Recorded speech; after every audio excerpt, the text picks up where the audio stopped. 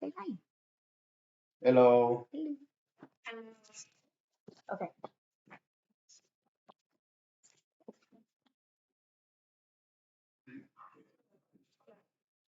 Okay.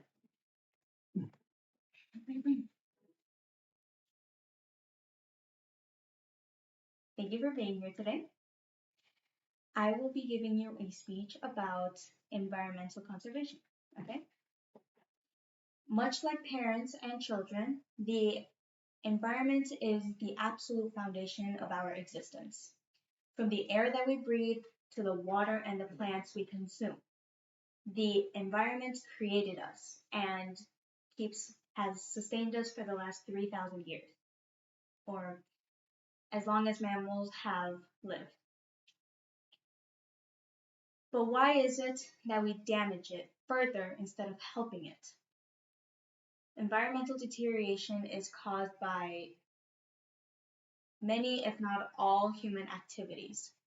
Littering, driving, manufacturing, literally anything can cause environmental deterioration. I used to live in a neighborhood where almost nobody around me cared about their own hygiene or the environment around them. They would drink alcohol and leave bottles down the street. They would leave their bikes, abandon them, and then leave them to rot on perfectly good plants, which eventually led to rodents and insects infesting that area. And of course, their hygiene worsened and caused illnesses, which as you know, causes death.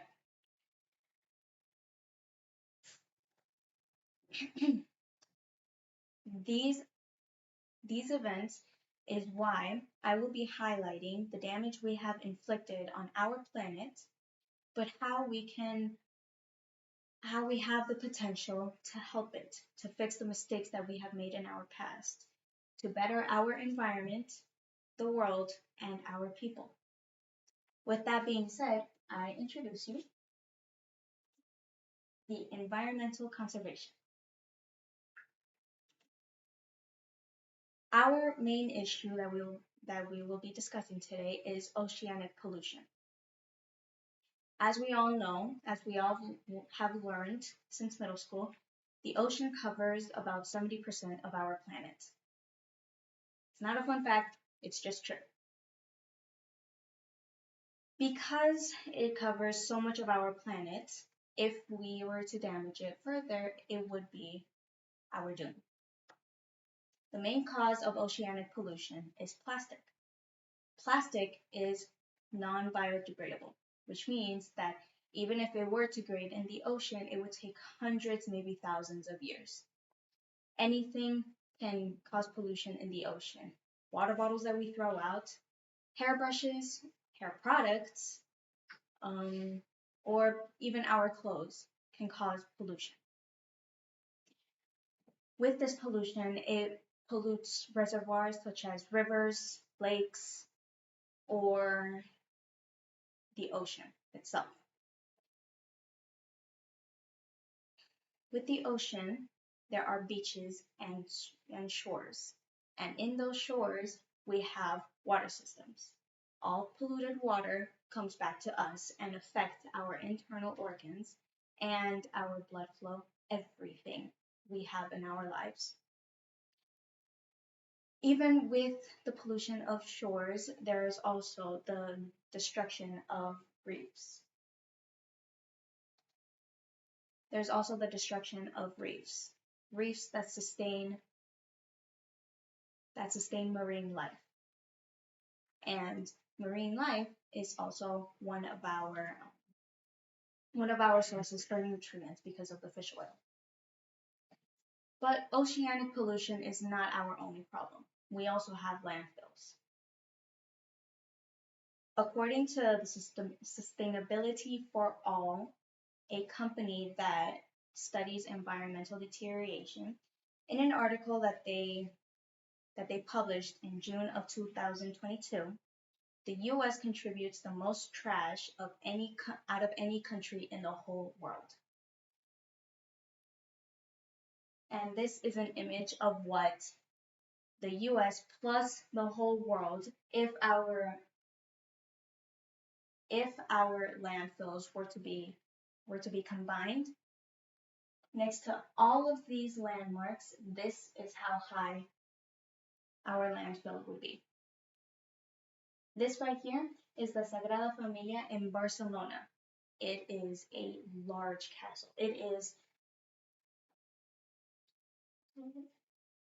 is around 200 meters tall. The landfill is 140 meters. This is in theory, but you see how scary that is. Our landfill will account for 10% of greenhouse gas emissions by 2025. Greenhouse gas emissions are the leading cause for the deterioration of our ozone layer, which protects us from the UV rays of the sun. This is by 2025, so by next year. Landfills can cause explosions, fires, and alter the flora and the fauna around them. And the flora and fauna around them is one of our main sources for nutrients. Vitamin D, vitamin C, vitamin B. Any vitamins and minerals and iron we get from plants. If landfills affect the flora and the fauna, we are also doomed.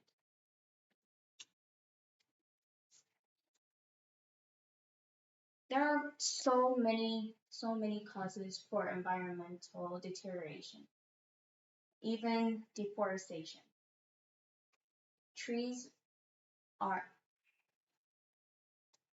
We get oxygen from trees. If trees are gone, we cannot breathe. So I want to offer these solutions. As for personal solutions, we can bike more, drive less. Bicycles, yes, they are hard to maintain, but it is way better than driving and wasting gas all the time and contributing to our air pollution. We can also use the 3 R's: reduce, reuse, and recycle. Although there are a lot of products and a lot of substances that we can't reuse more than once at a time, we can reduce the amount of trash that we throw away, like toilet paper. We can use a bidet instead, which is only water to clean ourselves. Or instead of buying water bottles, use the water fountain. It is disgusting water, but we put it there. We can also plant a tree in our backyard. We can shop wisely for eco-friendly products. Yes, they are expensive, but they are eco-friendly and we will not be contributing to the environmental deterioration. Or we can also volunteer to clean up beaches. Very simple solutions. They don't really take up a lot of our time. As for our national solution, according to the White House, in January 27th of 2021, the Biden administration released their climate agenda, which was to reduce emissions by 50 to 52% by 2030. And another thing is that they set a goal to provide pollution-free electricity again by 2030. Or also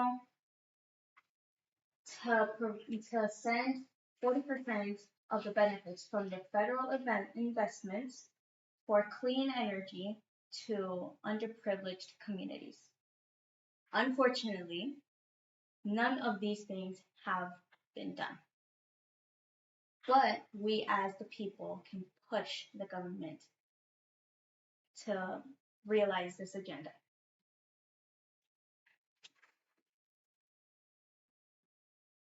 Now, according to the Chicago Metropolitan Agency for Planning, from September 16th of 2013, some benefits from environmental conservation are improved air and water quality, the biodiversity and habitat's flourishment and protection, and the people act as governments do. So, Yes, we can act first, but also let the governments act first. They are the ones that got us into this mess. If they act first, people will follow. That's what they are for. As for our personal benefits, according to the Green Terra Cleaning Service, an article published by Vanessa Bossart on May 9th of this year, if we start acting on these solutions, we will have a ripple effect within people.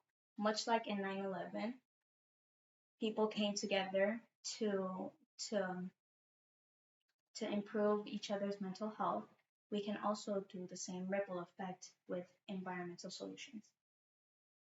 Apart from environmental solutions and having a ripple effect on people, we will also have better nutrients and physical activity. Not just that, but stress reduction and respiratory health, and not to mention a healthier planet.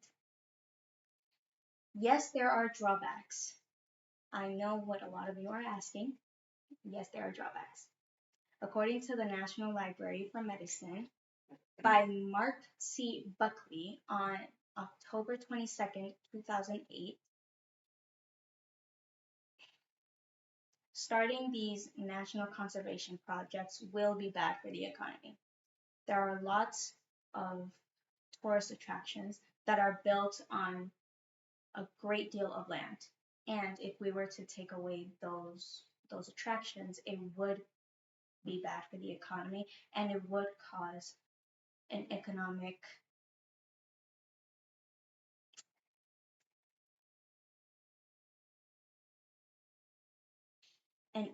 destruction.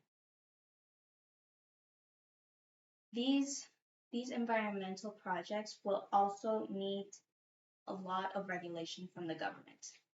We know that the government has not put the environment on top of its list, and that is one of the drawbacks. It will also need lots of projects to be redesigned, not just tourist attractions, but also malls, stores, even parking lots, which we need to park our cars. As I have already proved, the environment deterioration can take several names, such as littering, driving, or deforestation. We have made several mistakes in our past, but with our current knowledge, there are several simple solutions, such as the three R's, education, shopping for environmentally friendly products, and etc., etc. So, as Mother Nature's children, why don't we start helping it?